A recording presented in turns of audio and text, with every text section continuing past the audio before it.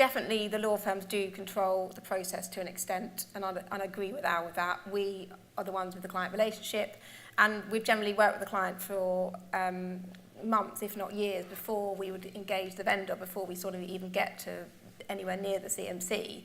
And so, of course, we've got much more familiar with the client and their sort of working practices and their IT systems. And so we do control the process in terms of which vendor to engage and the timing of that. But I think it's also important to remember that the law firms are constrained by the client quite a lot. And so, in fact, the client does lead the process and have quite a lot of control over it. First of all, I'd say cost.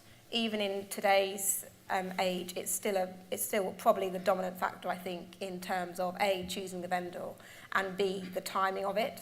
As much as we in the courts try to encourage the clients to get the vendors on board and get the disclosure started as early as possible, cost is a massive factor in that, and sometimes the case just doesn't warrant the extra cost of getting a vendor on board at such an early outset.